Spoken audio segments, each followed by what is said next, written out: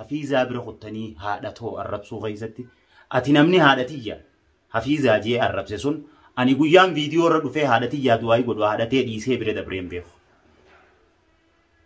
هادتي يا دواي قد هادتي ديسي بيخوان هادتي يا في اللي دواي قد هادتي تيانسيتين دواي سي قداتوري قرو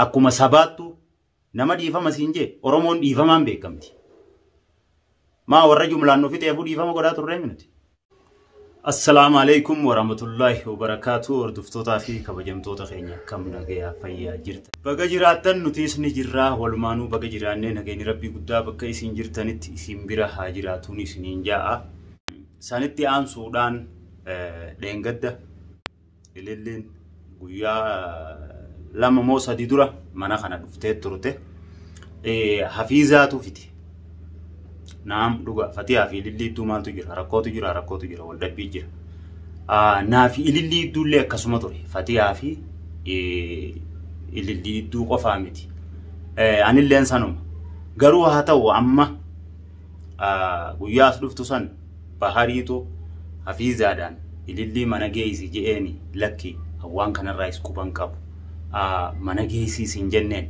عن للي مناخي يوم في دوفي إفماتي جافين مناخي جافته أكين التفيديو جراتي سببنين الرفيديو جراتي إفما فين في دمله حفيظادان ديمي للي مناجيسي فتيها فيسي والدبي قبضو جيسي هاولي فيني هنجون للي مناجيسي فتيها ولي فيسي أنا فيزا أوبليتي دي تنارتي كوتين لا هنجو دندنيان هاولي فيني ونجي إفماتي جافين فتياتي مي فتيا أمانسيسه نجون تندي فمان سيجافة ده تياسيجافة توهي يمي بجيه منا خنا فيته دوي سانو سونتاني جو خنا رتي أما حفيظان دوغادا ربي جي di famam fatia gafa chuda feda wandu kubef manana geisina anjettetin fide jette ani wan kana hunda kubankabu fatianis na qoratte turte na duralle afiza ta qoratte kuno eganuman arke video lafa warabate fatian takatakan gadifte hatau hada manati fi abba mana idutti do gorri to kodu fe wal gafachun numa jira bagana gafatte suni arin qabu وانجرا برون درقمسيتي انيلن نما وانجرو يسيرا دو يسوميتي كانرتي فاتيان غمو ميچيو منا خنا دفته حفيظان جچور حفيظان دوغوراني قبدي اوبليتيتي يجي راچين قبو دوغوراني قبدي دوغوري سين قبدو مالي اوسو فاتياتي نيمين جولله منا خنا جرتوتي اوسو نيمين إللي أكانومتي فتيا برنا جيسين عنجت جورا فيدون دوكوكورا يوف الدي أكمل فيدو قبتي فتيا إللي تو فتيان إيفا مغافت لكوبيه جراني اللالا برنا جيسين عنجي سانيفو إللي فيدو دي ما أكم جت فيدو قبتي يوف الدي أكاسي جت يجو أمو دو فتيان كوبان قمني مانا خنا فيدو خيزتي فتيا وجين تري ودو هركا والجيني فتيا يرو تنتي ندكوبا ركو براتو أمم سانيفو أوبليتيتي يجي راكين كابو دوغوري سين كابدو إللي منا خنا فيدو أصون تهين فتياتي أصون يمين فيدون دوغوراسيتي سانمو لفتي نافي سيتو فيديو رتين دبدو نافي سي لفا والجافتا ركون كابو جما براتين أكنا متوقعتي دعوتوني خيّة حفيظان يوبل ليزيد حفيظان يودو غنغورو دليد الرب دنوسان الرب بمونغبتو إسي برخ خطاني حادتي سبب حفيظاتي الرب سو خيستي والله ونساني أول نقدي سيسا هنجروا أنا كغيتي هاتي تيجي خبجة قبتي هاتي تيجي هذا ديراتي هاتي تيجي هذا غوتاتي خبجاتو يسي مالا مالي سبب في ذاتي أرم فمون قبتو لأنه نمني هذا تيجي الرب سيسان هذا تيجي ينبيخو نمني هذا في خبجو هذا نمان الربسو هذا تيتيف أتي نمني هذا تيجي في ذاتي لك كومنتين الرب سيسون sababa hafiizaatti jechuudha. Haadhateetiif kabaja yoo qabaatte haadhatii yana arrabsitu ture. Hafiizaa arrabsitanii hafiizaan arrabfamtu dogoggorosiitii irra arrabfamte. Ammoo hafiizuma sanuu arrabsuu dura rakkoo biraatu ta magaalaa tana keessatti uumamtu nama hedduu koomentiin keessaan baaruu waan akkasii godhi kana godhi waliin jechaa turre akka maatii tokkootti jechuudha. Isin dhagayaa turre. Akkuma rakkoo teenya isin ibsannu gaafa isin wanni sun rakkoo kanaati kana godhaanuun jettaniis godhaa turrees.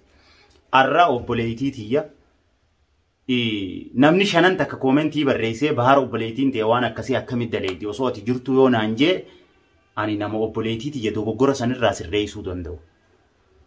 Osoon ani jiru osoo waan sanuun jiin gorsa tokko osoon gorsin arraba danuu san isii arrabsitanii isii bira kuttanii haadhatoo arrabsuu keessatti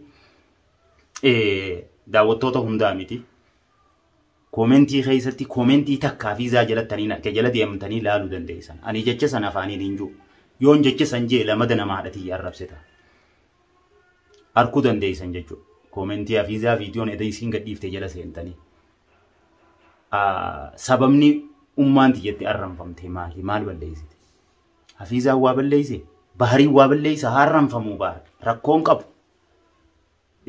Ammoo hafiizaa bira kuttanii haadhatoo arrabsuu keessatti ati namni haadhatiyya hafiizaa jee arrabse sun ani guyyaan viidiyoo irra dhufee haadhatiyyaa du'aayii godhu haadhatee dhiisee bira dabreen beeku.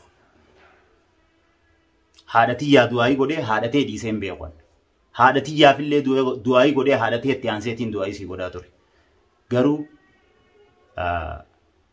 humaa rakkoon qabu haati nama kabaja qabdi. Kabajaatu malaani. Haatummaan abbaa fadheetu arrabfamuu qabdu haadha jechuun namni miyaa haadhaa beeku waan haati taate beeku haadha namaan arrabsu. Waan haati ifii taate namni beeku gatii haadha fi namni beeku haadha namaan arrabsu. Jiruu duniyaa tanarratti haadhatiyya wanni naa ga'u ani tasumaan jiru. Ilmaan kiyya kaniin ani qabu kanarra wanni natti aanaan jiru. Ilmaan kiyyaa fi haadhatiyyaa waliin hin jijjiiru. Ammoo ati haadhatiyyaa arrabsisan yookaan haadhatiyyaa arrabsite sun gatii ati haadhateetii qabdu arrabumaa haadhatiyyaa hafiizaa jalatti arrabsite sanirra gatii ati haadhateetii qabdu anachumarraa baruun danda'e jechuudha. Saniifuu nama dogoggoree haadhatiyya tuqe wajjinillee ani dogoggoraa ta'uun narraan fakkaatu. Rabbi si haa qaceelchuun siin jaa malee waan biraa siin hin jiru. Ati haadhatiyya ni arrabsitee anammoo haadhatee rabbi siif haa dhiisuun siin jaa. Ati haadhatiyya ni arrabsite ani ammoo haadhatee yoo jiraatte rabbi siif haa dhiisuun siin jaa. Yoommoo fuula rabbii deemtee jiraatte warra jannataa rabbi siif haa godhuun siin jaa. Galatoomi bagaa arrabsite. Haadha namaatu arrabsu jechuun haadha fi arrabsu. Dogoggora akkasiirra haa dhaabbannu. Wal gorfachuu aadaa haa godhannu.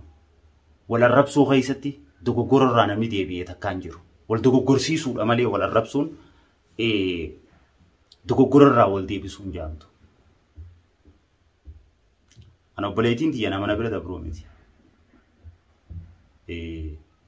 Badii feete yoo balleessite badii isiin balleessite saniif nama gaafachuu danda'u. Nama osoo namni gaafadhu naan hin jenne gaafatu.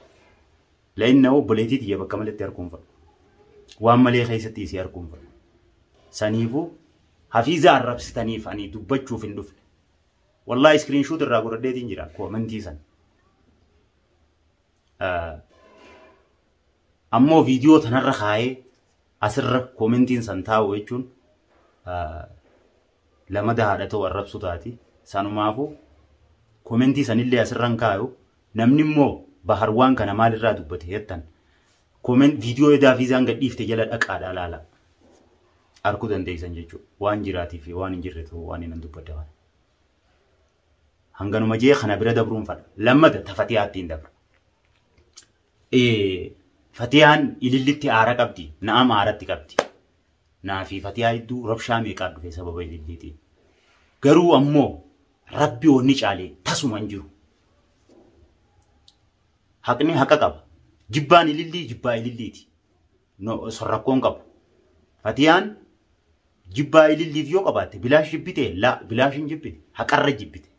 Mana sii keessa teessee itti dhaatachaa turte. Baga jibbite maa jibbitiin ju'an.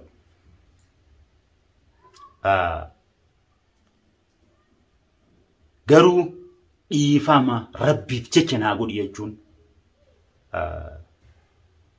rabbiif wanni hin dhiifamne hin jiru. Aarii malee rabbiif jecha dhiifama naa godhi eegetteen rabbiif jecha dhiifama goote obboleetii bakkaan ani jiru balbalatiyya hin bahin jechuun qabdi.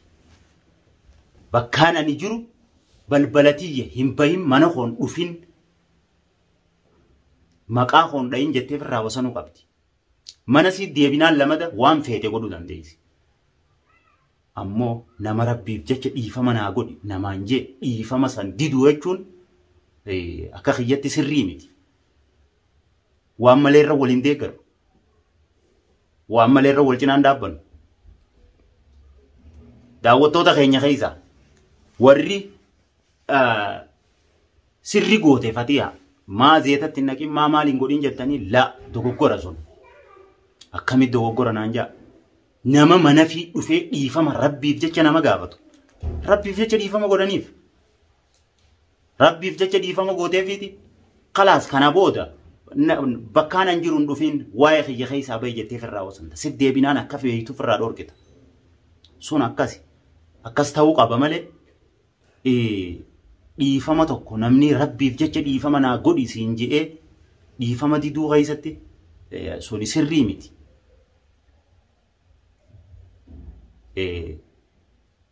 Aadaan nuti qabnulleen waan akkasii nuuf hin ayyamtu. Amantiin nuti qabnulleen waan akkasii nuuf hin ayyamtu. Akkuma sabaattu nama dhiifama siin jee Oromoon dhiifamaan beekamti. Maa warra jumlaan nufi ta'eefuu dhiifama godhaa turre minuti. Nama immoo aarii xiqqoo waan takka takka jireenya sadarkaa bultii tanafaa keessa si aarseef rabbiif jecha dhiifama godhuu diduun dogoggora akka kiyyatti. Ilillitti aara qabaachuun waan sirriiti. Aaratti qabdi itti qabdi bilaashitti naarreefatiyaan haqarratti itti aarte. Ammoo gaafa dhiifama naa godhi jettee mana siitti itti dhufte dhiifama godhuuf qabdi suni. Dhiifama inumaa dhiifama naa godhii miti. Rabbii jecha baharni neerumaa naa fayyame yoo ta'u hayyamu qabdi an akka kiyyatti. Rabbiif jecha yoo jette moo. Anamma ililliin danuu miidiyaa gubbaa baatee iyyaa turte san. Baharniin jaaladhaana jaalata osoo jechuu baattee bahar rabbi jecha na heerumee jette ilillii xiqqoo tana dhiisi ta sadarkaa urmiiti yaa oliitu rabbi jecha na fuudhi yoo jette niin fuudha. Rabbiif jecha moo yoo jette niin fuudha ta sadarkaa umriiti yaati oliitu.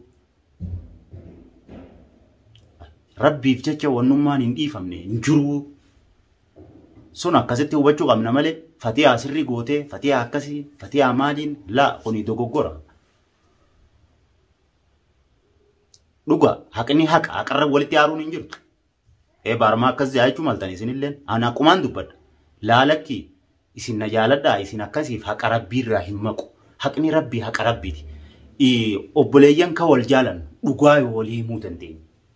Ani gaafaan bahartuu goggore dogoggora sanirra na arranfattanii na gorfattanii waan feetayyoo jettan haqarratti wallaahi isinitti naaru. Maaliif waan na jaalattaniif natti aartanii naas arrabsattanii naas gorfattan. Amma anaa karaa malee deemu jiru. Naa badiirra jiru. Baar keenya akkasii maal akkana jettanii yoo na faarsitammoo wallaahi isinitti naaraan. Yoon dogoggorarra jiraadhee dogoggora kiyya san beeka. Akkasumatti jechuu haqaa jiru walitti himuu danda'uun nu iddoo jiraachuu qaba nuti walii maatiidha.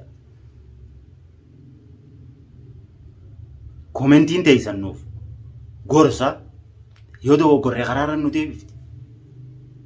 Nama tokko oguu jaalattan dhugaarra jaaladha. Nama jaalattan san dogoggoruutti hin dhiisina. Nama jaalattan san roorrifamuutti hin dhiisina. Komentiin isin barreessitan tun bar akka nuti walirratti roorroon oofne nu gooti. Akka nuti waliin miine nu gooti. Akka nuti walitti hin dogongorre nu gooti. Dhugumatti nama beekutti jechuudha. Namni imma daawwatnaa isin nu daawwattan maallaqa qofa fudhataa miila maallaqaa miti.